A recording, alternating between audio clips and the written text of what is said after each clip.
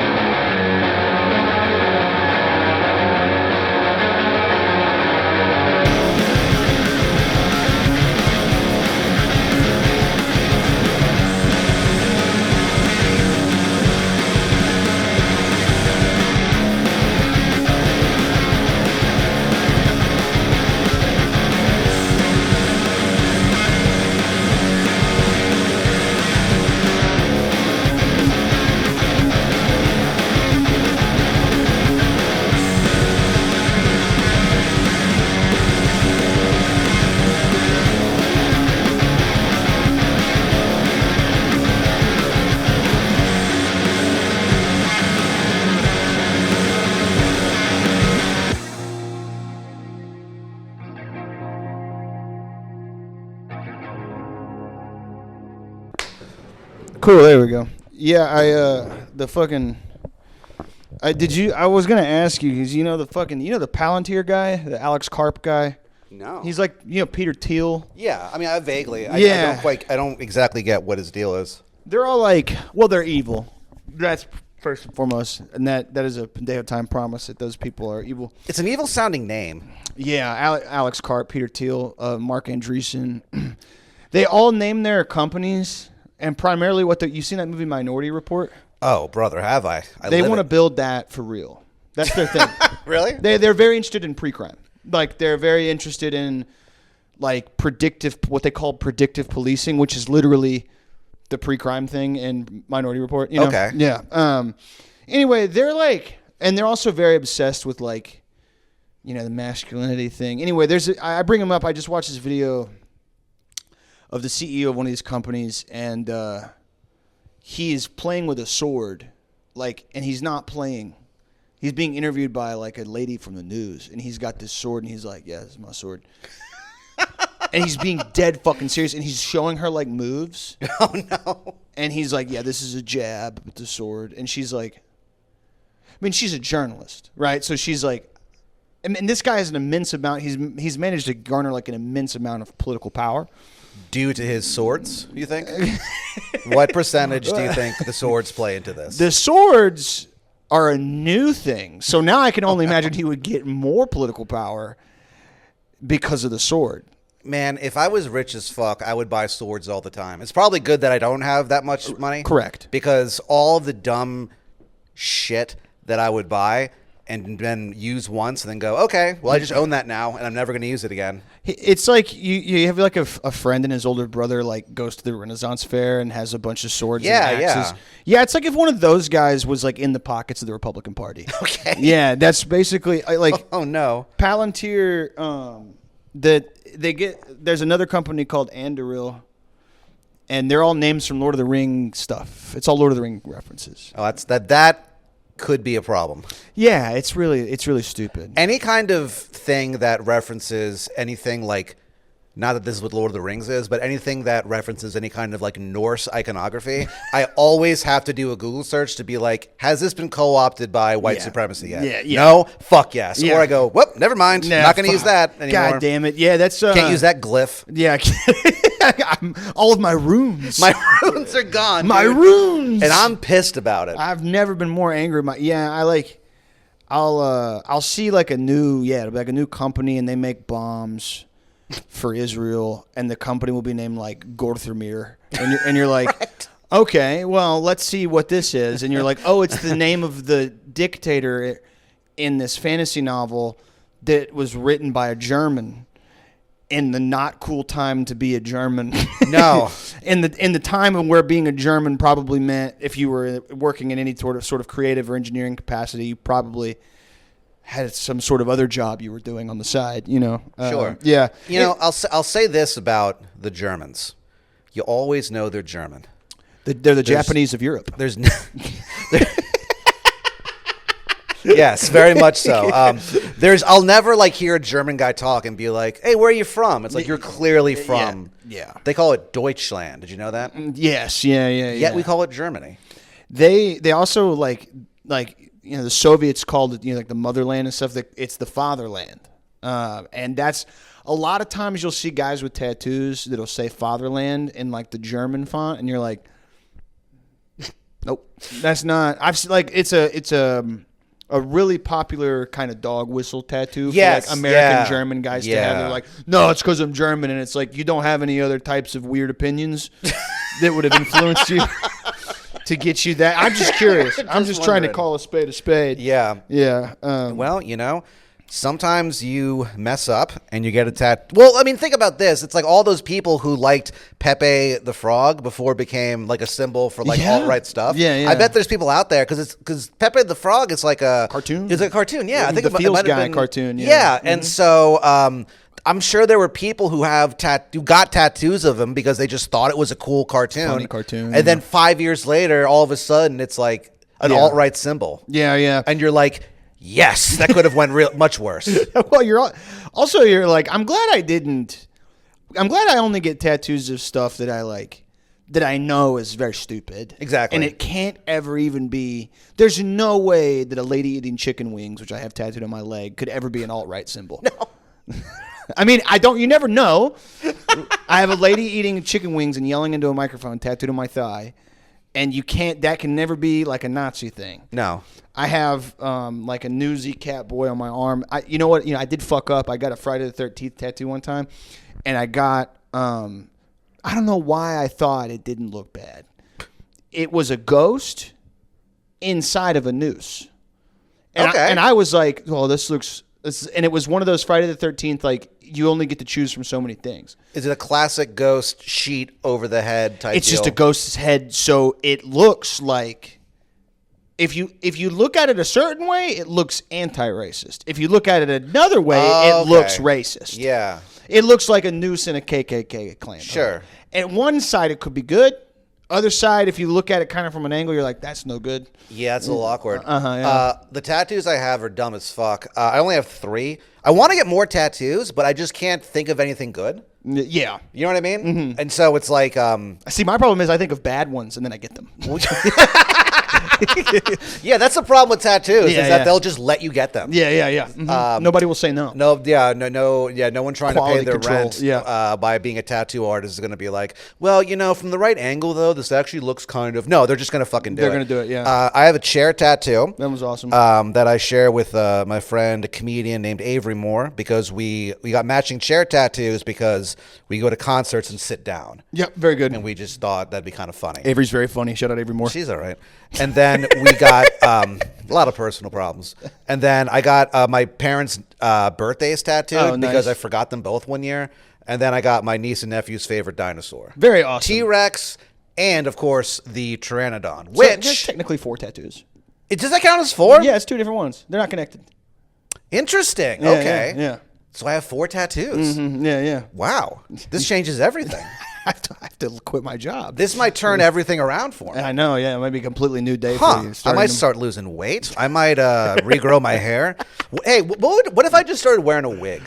Dude, I think if you got like a crazy like John Travolta front lace, like, and if you didn't say anything about it, and if you only responded violently to people who said anything about it, I think it would be great. What if I got one of those, and I just made a post on my Instagram that just said like, hey guys, look, this is the only time I'm ever going to dress this. Yeah. I'm going to start wearing a wig now. Yeah. I would really appreciate it if people just gave me a little bit of understanding and grace in person. Yeah. I wonder how many people would do that, because I feel like probably not a lot. I think you might get a mixed bag of people who would be concerned for you. And so out of that concern would probably be like, Pat's wig looks great. Yeah, and then there would probably be people who are your friends who are also maybe a little bit mean, who would be like, Pat's fucking crazy. And we're just not going to say anything. Yeah, we're not. Yeah. And then you probably get the people who are like, it looks like shit, man. You should probably take that off. Okay. Yeah. So you're saying no on the wig then? I think you should do it. Folks, we're going to put up a poll. Should some guy named Pat Dean. Yeah, my name's Pat Dean. Should I start wearing a wig? Yes, no, or a third option? Maybe. Maybe. Yeah, I think it would be, if you did it, you couldn't do it it would have to be something crazy, like Jerry curls or something. It would have to be something like a Victorian style. Yeah. Yeah. Well, it'd be new because, I mean, I started shaving my head when I was, I think, 21, maybe. So I'm 41 now. So this is my final year of me having hair for a longer time than I didn't. Oh, in a okay. year, it'll be equal. Then a year after that, will have been bald for most of my life. Finally. Yeah. Correct. Yeah. I've reached my ultimate destiny. Did you start shaving when it started thinning, or you just wanted to go?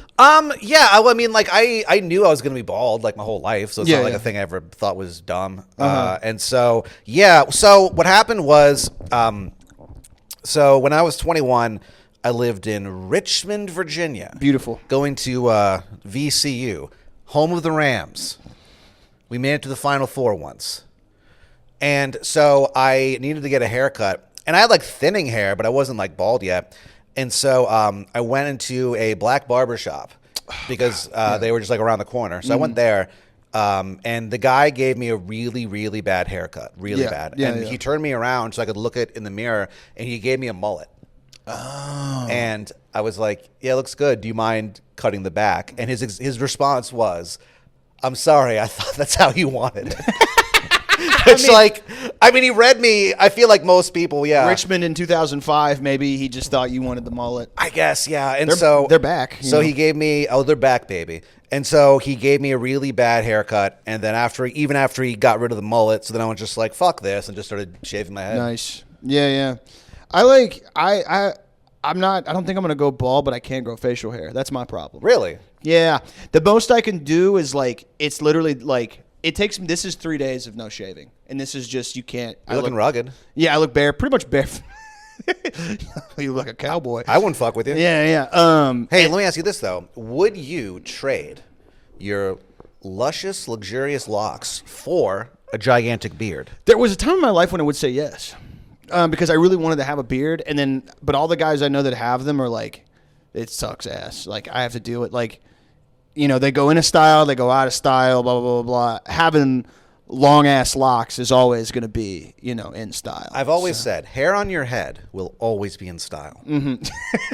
I've been saying this since I was 6 years old. For decades. Decades. And people always go, why do you say that? Well, now finally, when this episode comes out, it'll be vindicated. Yeah, finally some vindication. Finally, Pat gets the respect he goddamn deserves. Fucking finally. It's been I'm 41. I've been disrespected my whole life. The entire time. Yeah. Nobody. 4 decades of disrespect. You had 1 year of it when you were 1 year old. Yeah, people thought I was cool. Was a cool baby. Yeah, I was Smoke cool. cigarettes. I was ripping cigs. I listened to a lot of AC/DC had back an old then. Barracuda you drove. Yeah. Yeah. I had like a members only jacket. Oh, that's sick. I have one of those. I wore it for a little while in college. There was a time when I was like, I want to dress like a cool guy, and so I tried to buy like a lot of like cool guy clothes, and then I quickly realized.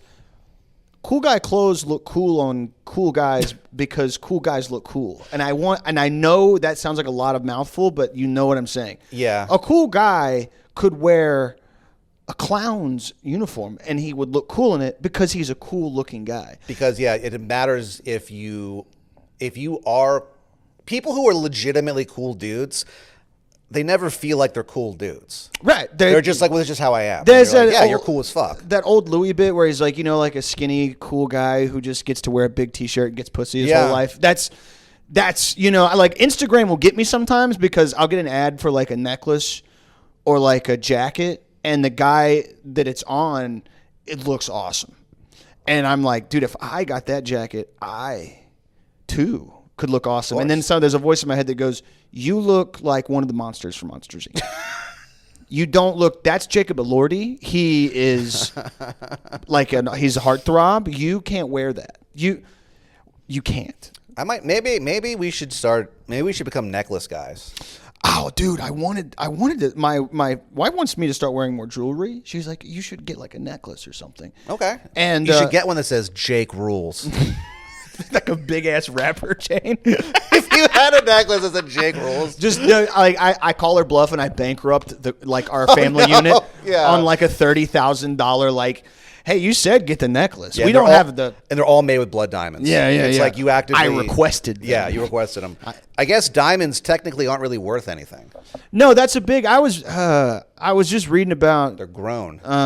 Yeah, they're grown now. But even the ground ones, there was like a false scarcity type thing. It was a big marketing campaign. Yeah. Well, the thing that's really I only just learned about this. The lab. So there's the blood diamonds, which are no good. Yeah. But the ones that are grown in labs, they're actually grown by child scientists. Yeah. And so they still force the kids to get it. It's just under better conditions. They got water and Gatorade and stuff. They give them Cheez-Its. Roof above your head. Yeah, they're grown in the dirt like root plants. Yeah. But make no mistake, they're still made by children. Yeah, I have a buddy, a very close friend who will go unnamed, who told me that he was like, "Hey man, I was thinking about proposing."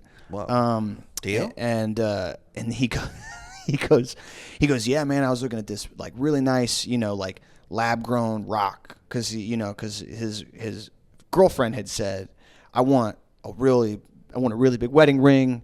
Like, I'm sorry to be bougie. Like, it's the one thing it's the one thing I'll be bougie about." And he was like, all right, I can make that happen. And then she like later on informed him, hey, by the way, I don't want cubic zirconium.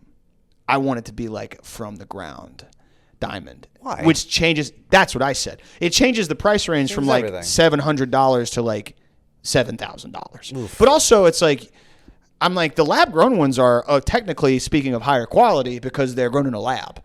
It's like when you get weed from the ground and you can smoke it and listen to music, and then you get weed, you get the crystallized, like people smoke dabs and it like makes you have a psychotronic interface with Lucifer. Like, no. Yeah. That's, I'm like, That's not what it's for. This used to just be for music. No, now it's for meeting Lord Lucifer. Yeah, it's meeting the devil. Yeah, I was like, damn, man. He's like, yeah, so I got to keep saving, basically. I thought I had it saved up, and now I don't. Do you believe in the devil? What's funny is I was raised super religious. I was actually just talking to my co-host about this. He was too. I'm agnostic, but I think I have, and I don't like using this term because people overuse it and they wax poetic about it. I think I do have a general amount of religious trauma to where I am scared of going to hell when I die, but I don't believe that it's real. I get this general anxiety of like Pascal's wager where I'm like, like, maybe if I'm wrong, I'm going to go to hell. But I also know I don't want to be a Christian. I don't fuck with any of that stuff. So it's like, if I were to do it, it would be out of fear. It wouldn't be out of reverence for God or fear. It would be out of fear of the devil. It's hilarious because it's sort of like, well, I'm kind of like denying the existence of a Christian God, but I totally believe in his like adversary. Yeah. That's pretty much where like that sounds very Catholic to me. What's funny is it's funny. Somebody has said it to me. They're like, "Oh, that's very Catholic," and I go, "No, I'm Baptist, Protestant." But Baptists are like, especially the Southern Baptist Convention, which I was raised in, is like, hell is good because your enemies go there. Whereas Catholics like tradition, that's horrible. Yeah, traditional Catholics, not Catholic converts that are like the new ironic. Traditional Catholicism, like the Pope is like, I hope hell is empty. Southern Baptists are like, no, that place is full. Dude, I remember we would go every Sunday. We'd go to early service. It'd be like fucking 8 a.m. And my preacher, it was a family church. Preacher was a cousin of mine, and he would be like, "Some of you here, I see you every Sunday. I see you every Sunday, and I see you on Wednesdays, and I see you in the mission, and I see you doing the Lord's work, and you will burn in the lake of fire." For what? Predestination. Oh, no. Yeah. What's the point of anything? Exactly. I mean, I never understood the Calvinist, like, I never understood the predetermination position because I'm like, okay, if you're telling me that there's like, I don't know, God knows if I'm going to hell, then what is all this for? Then there's no why follow anything. Yeah, right. Yeah. As a kid, that one like struck a chord with me because I was like, oh, I could be doing all of this shit. And then like when I die, St. Peter's like, yeah, you were on the no-no list. Yeah, sorry. Yeah, your soul's tainted. Maybe next time. You did everything. Yeah, you did everything right, but your soul is in fact tainted. Yeah. Sorry. Yeah. Yeah, I think about like, because I have like I have a really irrational fear of dying, and so I'm like, part of that is dying and going to hell. and being like, fuck, I should have just stayed in church. I shouldn't have listened to punk music and done stand-up and heroin. The only way that I would be psyched to go to hell is, so you go to the pearly, it's the fake out. You go to the pearly gates, and then St. Peter goes, "No, sorry, denied." And then, and then you fall. I think that part would be kind of funny. Yeah, I think that would be cool. The fall itself would be cool. I've often, everything after it would be literal rape, hell. Torture, hell. Yeah, it'd be bad. It's hell. Yeah. It's not good. I also like. I remember I pissed my mom off really bad because I thought I was having like a fun conversation with my mom, but she's very religious, and I was like, if I get to heaven and it's like all of my racist ass Christian family members, like, but you're telling me like hell, like Kurt Cobain's there, send me to hell. Because even if I'm getting tortured, it's like maybe I get to pass Kurt in the hallway. And I get to go, dude, you wrote Nevermind. And he goes, he's being fucking strangled and fucked in the ass by a demon.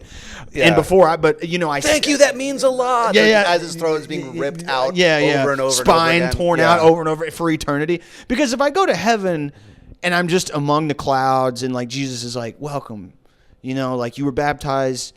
And then I get to see like my Aunt Lisa, and she's like, she fucking hates Mexicans. I don't want to hang out with her forever. She's gonna be like, hey, come over here. And she did it. Don't worry, the Mexicans are on that side of heaven. It's segregated. Well, it's old. Yeah. It comes from a different time. It's the oldest thing there is. It is. You can't hold it against it. They come from an earlier time period where stuff like that was just the norm. Yeah. They didn't put that in place. Yeah, it's older than time itself, so it doesn't. Yeah. The thing about Satan is that I think is interesting is that so when you're Catholic, you just believe in God and you believe in the devil just as much, and then so Catholics we just don't read the Bible ever. Mm-hmm. I imagine by design. And when you actually read it, it's like Satan is like it's like an office. It's like not even really like a person. Yeah. And I recently was reading the Gospels in some like accompanying like theological text, just out of sheer like just curiosity. I was like, oh, this is I like reading about history, and this is a big part of history. I was recently reading this book called The Historical Figure of Christ by E.P. Sanders. Great book if you guys like that kind of thing. Shout out E.P. He's super dead, but that's okay. Oh, no. I take it back. Fuck you.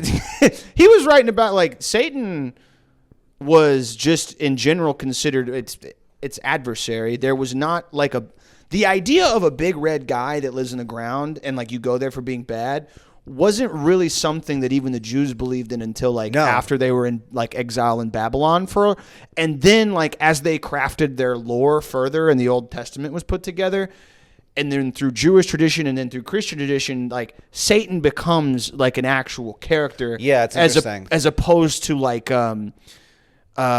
just the concept of evil. Yeah, like he's a guy who like he's like part of God's celestial court. Yeah. And he like his whole role is to test humanity. Yeah, which fucking pissed me off. It's interesting. Yeah. Yeah. Like when I was telling Thomas the other day, like we were hanging out and I was like, one of those stories that we were taught in Sunday school, and I stopped believing in God like pretty early. And this was one of the reasons they told the story of Job, where like, God and the devil are like, devil's like, I bet if you make this guy's life dog shit, he'll fucking denounce your ass. And God's like, bet. And then they just turn this guy's life to straight horse manure for like his whole life. And then at the end, he's like, I still love God, I think. And God's like, got your ass. The devil's like, fuck. Got your ass. I, as a kid, was like, because at the time I had, I like a lot of young American white poor kids. I came up in a broken home. I was like, if my life gets even 1% more bad than it is now, I'm denouncing God. Sure. Immediately. And that literally happened like 2 years later. My life got demonstrably worse in every managed conceivable way. A child's life could get worse. And I was like, oh, yeah, no, this is done for me. This is, yeah, there's no way. There's no way. Either God's not real, the devil's not real, or the devil is real and God. It was like, you can have it. Yeah, I don't care. It's yours. It's yours. Yeah. It's just interesting how much stuff that isn't in the Bible. If you pull the mic closer to you just a little bit. Oh, sure. Yeah, you're fine. It's just interesting how much stuff that like isn't actually in the Bible. Like I assume all this stuff is in the Bible. Then you find out later is all like John Milton. Oh yeah, like, so what? much of what people believe about like the lore is like Paradise Lost and Dante's Inferno. Yeah. It's not really what's in there. It's literally like 400 or 500 years old. John Milton, it's on site when I see you. Yeah, when I get to hell, brother. Because I know you're there. I know you're there. All writers go to hell because technically, if you write fiction, you're just lying. And you're gay.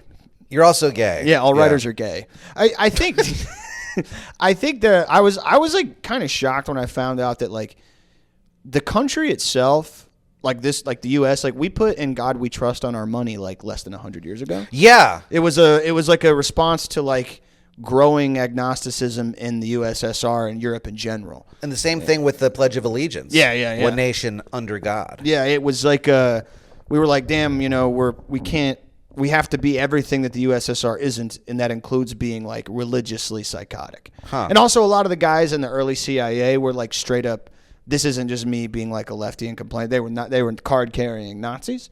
And they were card carrying. The Dulles brothers' dad was a Nazi sympathizer and kind of the early days OSS guy. Yeah. So when we beat the Nazis, he was in favor of bringing a lot of them over and being like, you guys learned a whole lot, so we want to use you. And that's how we got that's how we got to the moon, right? Yeah. Is that the paperclip? Yeah, Operation Paperclip. But it was also a lot of the ways that they did their intelligence and espionage. I'm sorry to interrupt you. I thought you were about to say that the Nazis invented the paperclip. And I was going to say, holy shit, I can't use paperclips anymore. Fuck! Damn it. Staples Am I complicit? Yeah. I'm just trying to keep organized. Well, it's like when you find out that IBM was like they helped compile the lists. Yeah. And you're like, oh, fuck. You know what I mean? Or like Mercedes or Volkswagen. Volkswagen could have changed the name. It means the people's car. Okay. But Volkswagen, it's like, Mercedes, you're like, that sounds luxurious. Lexus, luxurious. Volkswagen, you're like, that's too much. It's strange that the German language sounds as harsh as it is when the Germans make such sweet tasting dessert. Mm-hmm. Yep, and they make sweet beers. They do. And they make schnitzels and stuff. It's strange. They love rules, and they love to break them, too. One of the things... Like starting 2 world wars, that's kind of against the rules, I'd imagine. Yeah, I don't believe... This is a little Pandeo Time politics corner. I don't believe any country should be allowed to have a far-right conservative party. I just don't believe they should. But I especially believe that if there's any country in the world that deserved like a 10,000-year timeout for that, it's Germany. They have one right now called the AfD. Yeah. And they're the new Nazi party. Like all of their propaganda is like a white family in front of like a city, and then the city's on fire, and it's like this family's going to die unless you vote for AfD. When I found out about AfD, I was like, oh, we shouldn't have let Germany have one of these. No, they can't. You can't, because like in America, we shouldn't have one either, but we didn't do. They did something with it already. Yeah. Like we shouldn't have it either, but like all our shit is theoretical. Their shit we learn in like history school. Right. You see the picture and you go, oh, that's tough. Yeah, I was like, no. That's in history school. Germany should be in a timeout for 1,000 years. You can't. Like you can't have a party to the left of like center left. You can't or to the right of like you can't have a party to the right of like of what a Democrat is now. Like because all the major German parties now are like either what's like considered like a social democrat, like a Bernie type, or it's just Nazis. Whoa. Pretty much. Yeah. And they're all fighting for power, wrenching it away from like the German, ruling elite political party, which is kind of like, I guess, what you'd call a Democratic Party here. So my friend Jim S. lives in Germany. Uh-huh. And I guess he lives in like kind of like a rural area. You know what he told me? Yeah. Those fuckers, they don't like garlic. They don't use garlic in anything. Really? What the fuck is that about? I don't like that. Like they have like his father-in-law has a really big garden, and then Jim S. was like, oh, maybe we could plant like some garlic here, and he was like, for what? Yeah. Like to eat. Their food sucks ass. Yeah. Like a lot of Germanic food and a lot of, and by nature a lot of British food sucks ass. Well, it's meant to be consumed with beer. Like you're supposed to be half lit at the very least. Yeah. People are probably like, no, sausage, and I'm like, okay, sausage. What else? It's like weird cabbage and then like milk lettuce. Lettuce. What are you like? What are we? Yeah, like it, and I love the like return to tradition. Like internet far right guys are like a classic German diet. And it'll be like a pint of beer and a sausage and then just like a fucked up porridge. And I'm like, dude, you don't got it. You can just be a Nazi and eat enchiladas. Yeah, you don't have to. You don't have to do this. Yeah. Most Nazis that I know from the computer and then growing up in a very far right racist environment, we still ate tacos, man. Oh yeah, You of know, course. you can't fucking. You don't got to be like, I'm a real Nordic soldier, and then you're eating dog shit. Yeah. Just fucking. You can put a little spice in your life. It's fine. Yeah, you can look. You can be a Nazi who still thinks Salma Hayek is attractive. That's Correct. how Yeah. it works. Yeah, So yeah. folks, if you're a watching Nazi. and you're Nazi, if you're a Nazi and you're watching this right now, first of all, you got a lot of growing up to do. Second of all, you're missing out on so many hot ethnicities. Yeah. Come on. Go to South America, brother. Fetishize women.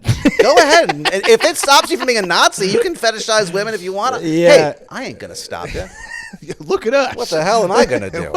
I'm two clowns. How did you propose to your wife? Cliffs of Moher in Ireland. Holy shit, really? Yeah. Whoa. We went to Ireland, and well, actually, you know what's funny is I wanted to do that. I didn't get to. That's the story we tell everybody. Because it's less complicated. It sounds more romantic. What happened was romantic because it was organic and it was nice. But we climbed a mountain. It's called Carranta Hill. It's the highest mountain in Ireland. And then we came down from that mountain and immediately drank, between us and a few other people that were there, an entire bottle of Jameson. We got fucked up. That is romantic. And then we went out and we were in a small city called Killarney. And we bar hopped in this little rural town, few pubs. And then that night in the hotel room, Ashley was like, so I was packing your bag and I found this. And it was the ring box. Oh, Ashley. Yeah, right, bitch. You motherfucker. You fucking idiot. You ruined everything. Getting engaged is every man's dream, and you took it away from him. Getting down on one knee and saying, baby, I love you. Yeah. So I took her to the Cliffs of Moher and we took the pictures, but I didn't. I proposed to her that night in the hotel room, all fucked up. You know. That's amazing. Yeah. That is, and it's so funny that you did it in Ireland of all places. Yeah. Well, that was like because we had made the trip to go to Ireland and backpack and hike for a couple weeks, and I was like, fuck it, I'm not gonna propose to her in Austin. Yeah, that would suck. If I got the money for the ring, I'm just gonna propose to her in a foreign country in a place that's nice. So you can do it in front of Casino El Camino. You can propose to her while the cooks yell at you for no reason. The old Buffalo Billiards where there's just like the abandoned Buffalo Billiards. There's human blood in front of the doorway. Also dog's blood for some reason. I am a citizen of Ireland. Jealous? You are? Yes. Can you get your citizenship? Yeah, so if you can prove that your parents or grandparents are from there. Yeah, I tried. And so my mom kept all the documents. I mean, my grandparents are from Northern Ireland, so the deal is, even if you're from Northern Ireland, the Republic of Ireland, I think, as a fuck you to like England or whatever, will like honor it. Yeah, so I did the paperwork and everything, and I'm a citizen. I'm getting my passport soon. That is badass. And then I want to go to Europe and maybe tell some jokes. You should. Dublin has house to house. I'm not doing clubs. I'm going to your house. No, I'm going to come to you. A lot of comedians, they have a thing where they go, I'm going to be at this specific place, and you have to pay a certain amount of money to see me. Not me. I will come to your home. I will tell a few jokes, and then we'll barter over the price afterward. We'll barter over how much it costs for me to leave. Yeah, really. Dublin has a little comedy scene there, and I've been wanting to go because we have little bit of a listener base there. But it's one of those things where it's like, okay, I could go and probably sell out a room this size, but it would cost me like $3,000. Yeah, it's just not worth it. But can you do a good Irish accent? I tried one time, and I just ended up sounding kind of like an Irish homosexual. You know, like a little. I said just kind of a lilting kind of thing you can do. It took me a second to figure out what you were doing. I was like, why are you talking like? Oh, that's the accent. It's just a little. I can kind of. I was just while I was there. I was like, let me try to do your thing, and they were like, that's kind of, you kind of sound like an Irish gay guy, and I was like, oh, cool, sick, and then I would ask them to do an American accent, and this is my experience with Europeans. Yeah. Because there's only 3 places that a European knows about, your average European knows about in America: California, Texas, New York. So if you ask a European to do an American accent, you get one of 2 things. You get Dave Chappelle's white guy voice, where they'll go, hi, how are ya? Oh, that rules. That's good. Or they'll go do an American accent, and they'll go, I got on my cow, and I rolled up, and I was like, Americans don't like that. And we don't ride cows. We don't. Yeah. We tried. When I was in France, I was in Paris. I ended up hanging out with some I was staying in this place called Montmartre, and it's where a lot of the Salvador Dali and Ernest Hemingway, they all lived. It's and still is kind of the epicenter of France's, or specifically Parisian art. And so I met some hoity-toity college kids there, and we were all getting drunk. and I spoke a bit of French at the time. Whoa. And so I was talking with them, and the guy like switched to English, and he was like, "And where are you from?" And I was like, "I'm from Texas." And he was like, Texas, do you have a cow? Do you ride a horse to school?" And I was like, "No, I drive a car." And and then the other kids go, They were shocked. and they were like, "Possible, j'habite Texas." But and they started speaking French, and they go, "Have you ever been on a farm?" And I was like, "Yeah, my aunt had one, but I've been on one like once or twice." And they were like, "And you're from Texas, and you don't have a pig?" And I was like, "No, dude, I don't fuck with that stuff." They're just as like you get. Americans are ignorant people in general, but you get this idea that Europeans know more about the world. They don't. No. Do they have more culture? You could make the argument maybe, but they don't know much more about the world than like we know about their world. Huh. They were in disbelief that I had only seen like 2 horses in my life. Like they were like, "There's no way. You got to have at least one." And I was like, "No, I grew up in a city." Yeah, maybe they've just encountered nothing but country-ass Texas people who actually would be like, yeah, I got a cow. It's also movies. It's a big movie. Like, yeah, the French love movies and they love American movies, and so they watch cowboy movies, and so they're like, "Oh, this is all.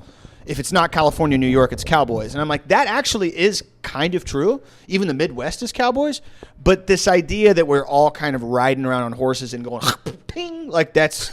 Spittoons. Yeah, everywhere. that's not really like the case anymore. Or whatever. Huh. Yeah. That's interesting. What side of the road do they drive on in France? On the wrong one. Yeah. I cannot tell you how much that pisses me off. They do it in Ireland too. They do it on purpose. It trips me the fuck out. They have to do it on purpose. I think we did it on purpose. Really? Yeah, because most of the world drives on the left side. It's not just Europe. So Really? yeah. So like and we use Fahrenheit, and we use not the metric system, and we drive on the opposite side of the road. I think it was classic American style to just do everything different than the rest of we don't use Celsius. No. We drive on a different side of the road. I think we did it differently as kind of like I actually don't know if that's true or not. To use Celsius is ridiculous. Why Dude, even? Sometimes I'll hear like an American do that, and I'm like, kill yourself. Yeah, so whenever Americans say things like the word proper, this is, I'm going to have a proper bath later. It's like, Yeah. oh, fuck you. Yeah. Yeah, I'm gonna go have a proper. We're gonna go out and have a proper night out or bloody. Yeah. Oh, dude, when I was a musical theater kid for a little bit, and That sucks. yeah, it sucks ass. And What was your favorite musical theater to do? Or what was your favorite play? I did fucking goddamn Lil Abner, and then I did what's it? The Music Man. That motherfucker was fun as fuck. I played the bad guy, Charlie something. I was always the villain. Yeah. In anything I was ever cast in, one act, theater, in high school, college, I was always the bad guy. Interesting. I was always a villain. I think it's my face. Huh. Yeah. I mostly, in school, we did Bring in the Noise, Bring in the Funk. Then we did The Wiz. Instead of The Wizard of Oz, we did The Wiz. You did White Wiz? No, yeah. Well, we were in blackface, but it was... It was a different But time. we were it was all 2006. white. It was Yeah. a different time. It was all white cast. Yeah. Yeah. That's awesome. Yeah, It was pretty awesome. The what was I gonna say? Yeah, like the using like if I say like sometimes, and it's just like my southern, like I'll say like, oh, we moved to the city proper. Like I'll hear people say that, and That's a little different. I'm familiar with that, and I use that. I'm like, oh yeah, I live in Austin proper now. I used to live. But when people are like, oh, yeah, it was a proper good night, or like, oh, it was a bloody brilliant movie, I'm like, kill everybody. I don't know if I've heard an American say bloody like that. It's really, in my experience, it's common amongst musical theater kid types. It's a thing that, like, there's a certain type, especially when I was in college, there was a certain type of person in the acting program there that was like an Anglophile, where, like, the British are more refined, and they have... their accents are cool or whatever, and so they would be like, oh, it was just a bloody brilliant play. And I would be like, God damn, I'm going to make you bleed bloody if you don't. Stop. Like, Hey, cut the shit. Cut it out, asshole. You motherfucking piece of shit. I will make you meat. The right hand of the Lord. I will hurt you physically. Yeah, I'll beat you down. Did you ever watch Longmont Potion Castle? No. Oh, What? okay, never mind. He was a prank caller, and he had really funny ways of like threatening people with violence. He was like a OG, like one of the best prank callers of all time. Like not crank yakers, but would like really fuck with people psychologically. And then when people would start to get mad at him, he would be like, "Hey man, I'm gonna come to your house and I'm gonna tear you out," or he would be like, "I'm gonna beat you down and I'm gonna wear you out like a fucking old tire. You don't shut up." And That's hilarious. And it's threats that you can't immediately parse. So the guy would be on the phone like, "What the fuck? Hey, fuck you!" And he'd be like, "Hey, if you don't shut up, I'm gonna come over to your house and I'm gonna tear your ears off." Tear your ears off? Yeah. It was just stuff That's like wild. that. No, I've never heard of this gentleman. Yeah, he's very funny. Longmont Potion Castle. I don't think anybody knows who he is. I think he's still anonymous. But very funny stuff. It just like if you get real high and go like YouTube Longmont Potion Castle compilation. He's so funny, man. Well, that's illegal. Getting high? Yeah. Oh yeah. I forgot. We live in jail. Yeah, we live in jail, dude. Fucking jail. It's What's my philosophy? It's that we all live in jail. Michel Foucault. I'm French. Man, it's fucked up. I studied philosophy in college, and it's crazy how many of like the French philosophers they teach you also signed the petition to lower the age of consent in France. Oh, they're all perverts. That's fucked. I used to do a podcast called I Learned Nothing, which was a podcast where my friend taught me philosophy. And that's what it was. All of these guys were all just fucking perverts. They were like, well, you know, we cannot compromise ethically on you not fucking me. Yeah. You're like, oh, okay, this guy makes a good point. Yeah. They were like, like guys like Foucault would write these incredible works on like how capitalism kind of erodes our own. It requires us to erode our moral compass. Like you cannot be a good business owner and compete. And so it's, Madness and Civilization, Yeah. and he has another one called Something in Schizophrenia or whatever, where like the world, like the late stage capitalist world makes you crazy. You have to be a sociopath or you'll end up homeless. Yeah. Also, I want to have sex with kids would be a lot of their would be a lot. Don't clip that. Fuck you. That's my new ringtone. I want to have sex with kids. Fuck I want to you. have sex with kids. I want to have sex with kids. I want to have sex with kids. I want to have sex with kids. Oh no! Now I said it 12 times. Yeah, Fuck. Now I'm losing its meaning. Yeah. We're both screwed. Yeah. Fuck. Careers are over. We're done, dude. Yeah. That one was. I didn't. It's like Roman Polanski. He was a filmmaker, but it was like. Well, I know all about his philosophy. Yeah, his yeah. views on life. But why? That was my thing, though. Is why did you have a petition to have the age of consent be not changed? Yeah, That's crazy to me.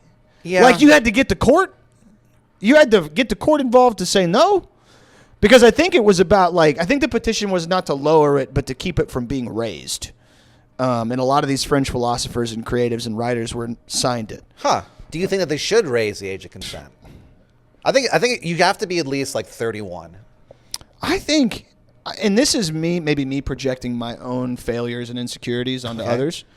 I think you should be 30 before you even get on the computer. Before you even get on, like, you can have a computer in your house that works on the internet for 4 hours a day in 30-minute increments. And if you try to make it work any longer, the computer explodes. But for full access to everything, 30 years old for men. Okay. For women, maybe a little younger, maybe like 25, 26. Just because, like... That's decent of you. Yeah, I want to make sure we're... Taking care of the gals. Taking care of the ladies. I just don't think we're responsible enough. Like... Well, look what happened with the internet. I mean, look, our world is the way it is because of the internet and the culture that comes from it. Yeah, when people say the internet isn't real life, I'm like, are you living under a rock? Yeah, I mean... It's the realest thing in the world. Yeah. It dictates our reality, not the other way around. For a while, when it was just people posting their lunch, we influenced, the networks. Now the networks kind of, it's the other way around. It used to be like the big controversies on the internet were when Joel left MST3K and Mike took over, then there was like a big flame war. There was like... that was like the biggest thing. Now it's like... When Kim Kardashian broke the internet with her picture of her ass, and it's like, Oh, dude, I can open my phone for 30 minutes and I can see like 15 dead bodies and 10 human penises. Yeah. And I won't even, I'm just on the normal internet. I'm not even on the weird part. And you're not even looking for it. Not even. It's just there. You're just trying to order some fucking movie tickets, and all you got to see 15 dead bodies and a bunch of dicks before you do it. I'm trying to watch another one battle after another, and I'm just seeing one pair of tits after the other. You know what I mean? That's all it is. That's going to be the porn parody of that movie. One pair of tits One after pair another. of tits after the other. Yeah. God, I hope so. That'd be good. Yeah, I don't think it's good. I think we need to turn it off. People are like, you can't put that genie back in the bottle, and I'm like, China does it. After like 10 p.m., if you try to like access TikTok or whatever, it's just educational stuff, and then sometimes it just won't work, and people are like, yeah, the horror. How could they? And it's like, like, and they arrest people and they like charge people for like making fake AI stuff and whoa, yeah. Also, after you do 3 wishes, doesn't the genie go back in the bottle? Correct. Yeah. So I feel like that saying doesn't make a lot of sense. Yeah, it doesn't. Yeah. Or yeah. Well, I get what people mean, where it's like, but it's like, yeah, You can't unring a bell. Yeah, you can.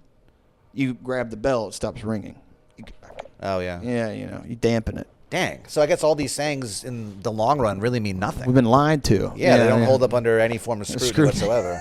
All these epithets, these water-headed phrases.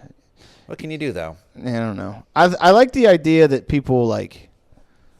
I'm a firm believer that like culture and art or whatever like can't change the world. Like I don't believe like a good poem or like a good book can like make things better. It can make it worse, but it can't make them better or whatever. You don't think it can spark something though? Possibly, but I feel like we've entered like kind of like a functionally illiterate era where people don't read things. They use the concept of something to prove an already preconceived notion about the world. Yeah, of course. So like everything's reduced to slogans. It's like that book, fucking Society of the Spectacle by another French guy, where he was like, yeah, eventually society's going to get dumbed down to the point where like all politics will be slogans. There will be no fundamental understanding of the world. It'll just be somebody saying, down with the rich people, and then nothing gets done. Or another side saying, we're going to deport all the Jews, but they're actually the side that has power, and then whatever. Yeah. Blah, blah, blah, blah. Well, you say that works of art can't change the world, but I know for a fact that they were going to, I guess, reinstitute slavery in America. Okay. But they saw me do stand-up comedy. And they said, you know what? We can't do this. We can't do Good this. thing we came to the Velveeta Room. And we saw Pat do 20 minutes. 20 minutes on his dick, and we realized this beautiful soul has changed our mind. Yeah, I was racist, and then I saw Pat, and now I love everybody.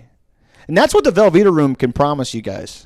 Guys, if you come to the Velveeta Room, you are promised an evening of laughter, and it will also completely disrupt the way that you view the world. Mm-hmm. And so, in a good way. Yeah. So, if you were already not racist and you come to the Velveeta Room, you'll be extra not racist when you're done. And hey, man. I've been at a couple of the cocktails and comedies and a couple of the Austin All-Stars where like, you have like 3 or 4 guys go up and, they're making fun of Trump and, they're making fun of stuff. And then like one of the conservative comedians, like he will have been booked on the show and then he'll go up and it's kind of like he'll start doing his thing and he's like, yeah, women, no, you're right. Like they want every guy to be like 5, they want everybody to be like 6 feet tall and jacked. And you're like, wait, what? Yeah. Like, hold on a minute. Like what? No. No. You know what I mean? But then you're like, but then I think like, oh, this guy had to be subjected to like 5 different comedians who he probably thinks are idiots. Yeah. Here's what women want: 5'6" and bald.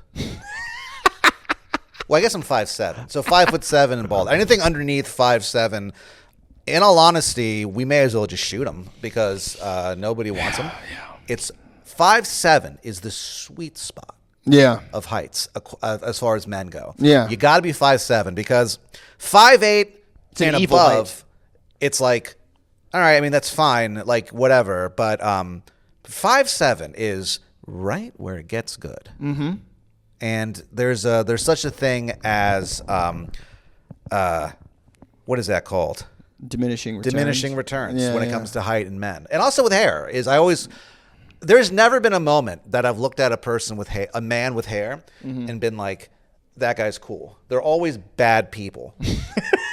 Every man with hair is bad. I don't know if you know that. No, I mean I'm a bad guy. So I mean, you know, Yeah. it's no, I do. I kind of there is every guy I've met that cares way too much about their, like, you see a guy like there was like I'll be out and I'll be doing stand up in the green room or whatever, and there's a dude and his shit's too coiffed. Yeah. You know what I mean? And it's like, I get the Matt Rifeification of stand-up comedy in men, where it's like, I'm going to go out and do my sets and I'm going to be completely groomed. It fucked things up for me for a bit. Where I'm like there was a guy, I can't think of his name. He's a comedian in New York, and he had this rant on George Carlin. George Carlin, yeah. One of my buddy's pods where he was like, this is an art form for rejects and clowns and outcasts. Buffoons Originally, ogres. yeah, for sure. Originally. Yeah. So if you have like a full set of whitey shinies and like six pack and like biceps and like you're charming, just go act. Just go. I got no problem with Matt Rife. But like sometimes I see, like, I'll see one of these Instagram comedians and they're the cool guys we were talking about earlier, and they've got that shit on and they're dressed. I'm like, you're not. I don't have any problem with you, but what the fuck? Yeah, what are you doing? Comedy, to like stand-up comedy, isn't for like, it's not for like cool. It doesn't seem cool. It like, never the seemed cool to me. Coolness in comedy, like it doesn't always work. The Richard Pryor was cool. He was pretty cool. You know what I mean? He's like, black though. Yeah, Dimitri Martin at that time in that era was cool. That was like a to me, black comedians are inherently cool. Dude, I don't know why. No, well, because black people are cooler than white people. Yeah, that's like that's just the thing. Like, I have this running theory where, like, you go to the bus stop in any major American city. No, I don't. I have a car. I have a fucking car, a Toyota Corolla. It's nice, by the way. 2025. Oh, nice. Yeah. What'd you get there? What's your APR on that guy? I don't even know what that means. What's your loan percentage? What percentage you paying on the loan? Oh, well, that's the only problem. It's actually 100%. It's 100% loan. I got fucked really bad on this. I'm not gonna lie to you. So I'm gonna end up paying, let's see, about $150,000 in the long run. You think so? Yeah, about 150 for the. Well, I guess now I think about it more. I guess the number is closer to 475,000. My payments are like $2,300 a month for 10. Dude, well, Trump wants to do the 15-year car loan. Did you see that? No. So it was like, here's how we're going to make things more affordable for everyday Americans: 50-year mortgages, 15-year car loans. Okay. Which, like, well, I don't really get what that. Okay, means. so for the longest time, mortgages were your 30-year mortgage. So you buy a house. In your late 20s, early 30s, and then when you go around the time you go to retire, you have a house that's paid for and it's appreciated in value. You can either hold on to it, which is what a lot of boomers are doing, which is why the housing market's fucked up, or you can sell it and, you bought the house for $250,000, maybe now it's worth 1.2. Now, 50-year mortgage means you would have to buy, to be able to have that house paid off and that to coincide with your retirement, you'd have to buy a house when you're like 15 years old. Which I did. And I was 15 years old. In 1933. Yeah, I bought this Victorian mansion, and I got a very good deal on it because it turns out it is haunted. Ghosts. There's a lot of ghosts, and people say that ghosts can't hurt you. Not these ghosts. The ghosts They be hurting. They would do things to me at night where I'd fall asleep. Also, very poorly insulated. And then the ghosts would come in and they would run razor blades down my back until I woke up, and then they would beat the shit out of me. I don't know what their deal is, these ghosts, but they all seem to know. I guess it's karate. I don't know what it is. They're really good fighters. Yeah, dude. Yeah. You can't even handle it. Yeah, no, I mean, then I go to train. I go to like learn boxing, and they're like, "Well, why do you want to learn boxing?" I tell them it's to combat the ghosts, and now I'm not allowed there anymore. Because they're all World War II vets. Yeah. They're all World War II vets. They all have PTSD, even as ghosts. Yeah. Dude, the fucking like the concept of war PTSD. I know it's like a tragic thing. Like, I guess. Yeah. But I think about like the jury's out. Just for no reason. Yeah. Shitting on vets. Yeah, well, no, I'm like, it's a bad thing, but like all the Patriot guys that are like, we got to take care of our vets with PTSD. I'm like, okay, this is my simple question. You don't get PTSD from like helping a friend move. No. You don't get PTSD from helping an old lady cross the street. You don't get PTSD from going to do charity work. You get PTSD from invading a foreign country and killing all the men, women, and children. Yeah, especially when they don't even want you to do that. They really don't. They really don't want you to do that. At least in France during World War II, they were like, "Yeah, come help us out." But Yeah. Some parts of the world, I guess, really don't take kindly to that. No. They seem to actively dislike it. They hate it so much, and so like I was like thinking about this the other day. I was like, okay, there's all these like Army guy podcasts where they'll bring in a dude named like fucking Derek Smith, and he's like. And they're like, Derek, brother, talking. He's like, it was bad, me and the boys, we got blown up. I have nightmares about, all the people I killed, and like, and the comments, it's all fucking wet work. It's all tears, and I'm like, you just described a situation where you and 5 of your friends, you guys signed up to do this, but you and 5 of your friends went into a guy's house and killed his whole family, and you have mental problems because of that.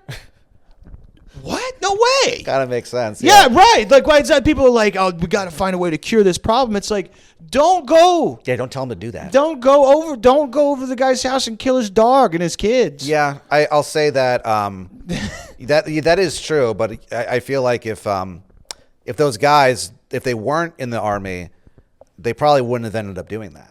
The odds of them going over to Iraq and just walking into someone's house and murdering them all, pretty minuscule. So there's old Carlin bit where he's like talking about the guy that got his head cut off, and he's like, "Hey man, you don't want to get your head cut off. Stay the fuck in Oklahoma." They're not cutting motherfuckers' heads off in Oklahoma. Well, what you were saying earlier about how politics, eventually it'll turn into just slogans that mean nothing, is people who will say like, we got to take care of our vets and things like that, and like it feels good to say that, and I'm sure that they mean it, but like no one does. Like no one cares. We treat our veterans, it's disgraceful the way that no one cares. Yeah, even the Republicans don't care. Well, no, of course not. They don't care.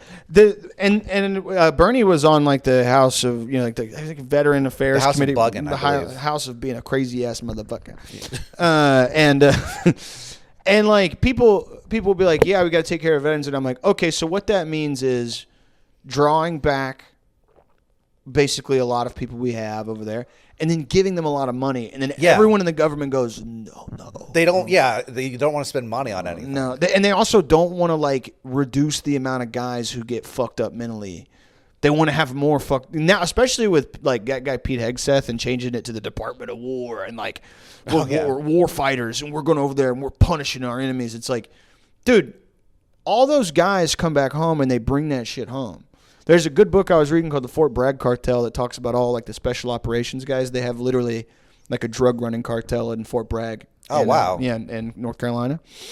And and they kill each other and they do all sorts of crazy cartel shit to each other, and everybody looks the other way because they're all special operations guys, and those guys are like modern day cowboys. Everybody looks up to them. Oh, fellas. Yeah, fellas. Cut it out. Just stop the cartel shit. Just smoke a little bit of reefer and listen to some fucking Bob Marley. Or take a nap. Jack off. Or, like, I think the last time I was on this podcast, we talked about that. Yeah, at the very end. Just jack off. Yeah. Dude, I remember my dad didn't give me a lot of good advice. He taught me how to delete my browser history and commit unemployment fraud. That was pretty much, that was like the two I got. And that's on your family crest. In Latin, it says, it's jack off and commit unemployment fraud. It's a shield with a dick and then just a hot check on it. You know what I mean?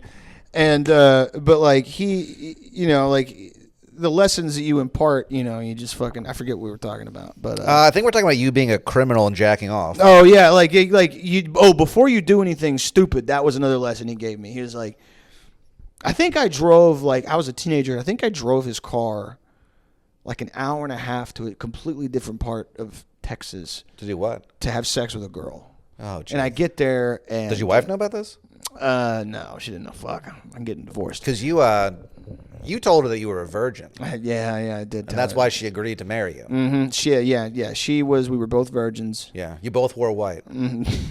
You wore a white suit, a pristine white suit, and a really tall hat, like a 3-foot tall hat, indicating the raging boner that you're gonna have the entire day. Well, that must be insane. If you wait until marriage to have sex, that has to be the longest fucking day of your life. Yeah.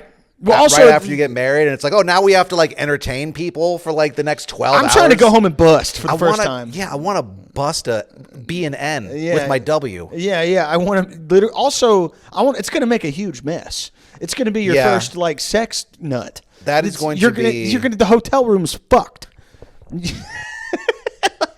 I say that, dude. Whenever I was growing up Christian in the church, and they were always like, "Wait till marriage," and it's like, "Don't jack off." Of course, I'm already jacking off. I'm a fucking teenage boy. Of course, I'm whacking on it.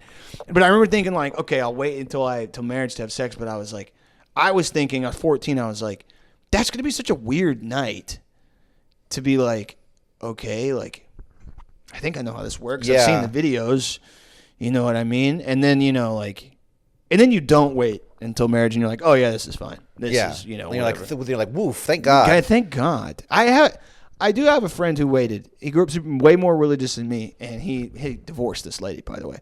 And he told me the night of their wedding night, like, he was like, yeah, we both waited until marriage, and then we like literally went to have sex, and then like we didn't know, like it was uncomfortable. Well, yeah, I mean, because like she didn't know, neither of them knew, like, like this is blah, blah, and we do this or whatever. It was just like, okay, and then it was really awkward. Well, yeah, that's got to be an awful breakfast. Yeah, after a night of like not being able to have like real sex. Yeah. You just don't know. You want to so bad with your wife. You're with like, your wife. That'd be so infuriating. It was like Mormons will like they'll soak. Like that shit. I want to know if that's real. It is. Like I thought it was one of those like memes that's like that maybe one or two people did it, like vodka tampons. So there's certain like things that you hear about religions, and you ask the people in them, and they're always like, what are you talking about? No. But I feel like everything that you hear about Mormons is true. It's just true. Yeah. If you ask them about it, they're just like, oh yeah, that's real. I found out fairly recently that like there's a big swinging community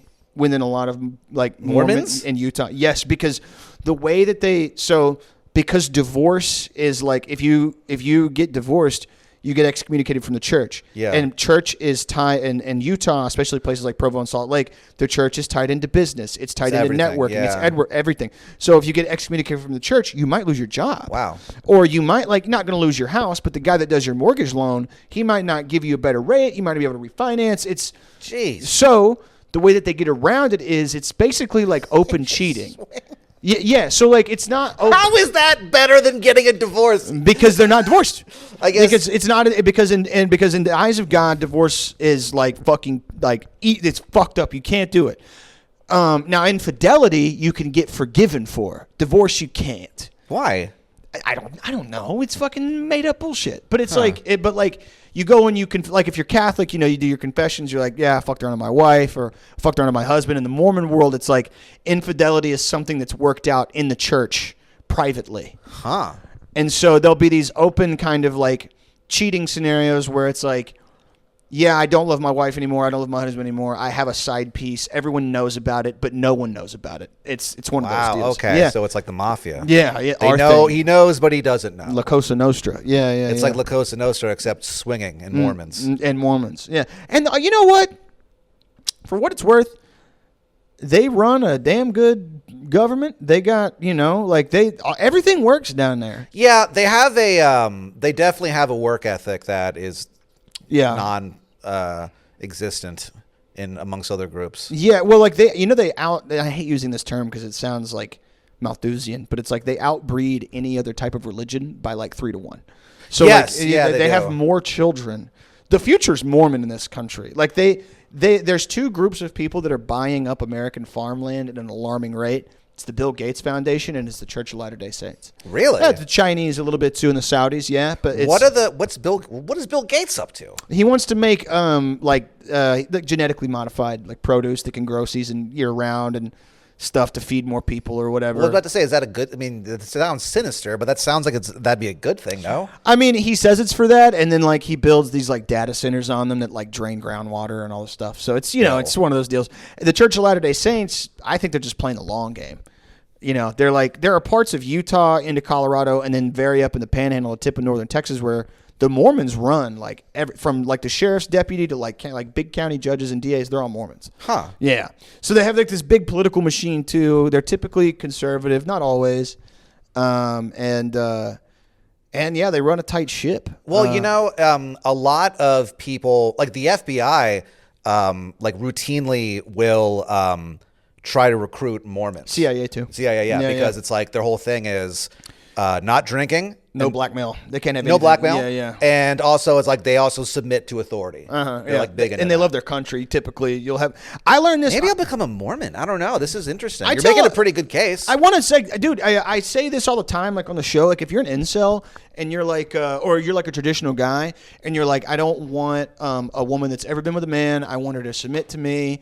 I want to live in a community of white people who go to church, and my job's connected with the church, and everybody. Well, you had me until that part. You go to just move, take your fucking broke dick ass to Provo, Utah, because there's plenty of girls there that literally they just want to get married to a guy and do their nails and have like 9 kids and never say anything. Plus, if you go there, I bet.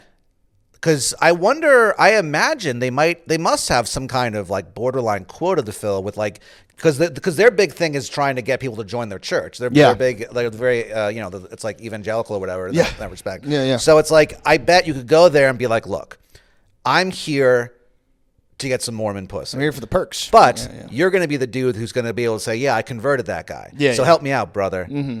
Yeah, just move to, if you're like if you hate the modern world and you want to go back to how it was in the 50s, just move to like a small suburban town outside of Salt Lake City or Provo. I'd say, because all the universities there, I watched this like YouTube kind of like 30-minute little documentary. It was about one of the colleges in Utah, and this guy was interviewing women specifically, and they were like, what are the pickup lines you hear? And they were like, oh, the most... What's up, baby? You want to join a planet? Yeah, literally, they'll be like, one of the ones that is really common is, I just could see you as my eternal wife.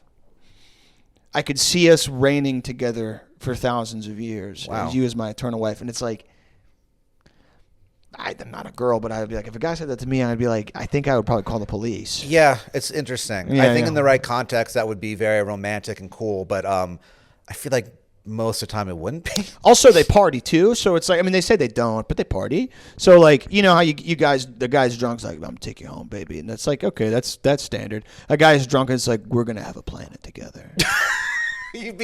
Normally you'd be like, this must be the drunkest motherfucker on the place. Yeah. This guy offered me a planet. He drank 1 Coca-Cola and he's acting a goddamn fool. Yeah. I think we just hit, I don't want the camera to die. Thank you, Pat Dean, for having us. Hey, ladies and gentlemen, you guys remember Pat Dean. He's the owner and the operator of the Velveeta Room here in Austin. I don't own it, but yes. Oh, well, the operator and the manager and the employee of the month, 7 months running. I have one employee of the month for, about 7 months. Mm-hmm, yeah. And you guys have comedy Wednesday through Monday. Now, Mondays, yeah. Yeah, it's Wednesday through Monday. But let's get back to this employee of the month thing. Here's the deal. This has never happened at a comedy club where the same person has gotten it. And I'm actually I'm in discussion with the panel, and I'll just break it here. I can't say for sure, but November is looking pretty good for your boy. Hell yeah. Ladies and gentlemen, go to thevelveetaroom.com to get tickets. Please, come get tickets. Come hang out if you guys are in the Austin area. This is a great place to see stand-up comedy. The club's been here forever. It's my favorite club in the city. Hell yes. Thank you, Pat, for coming on again. Thank you. Peace, guys. Bye-bye.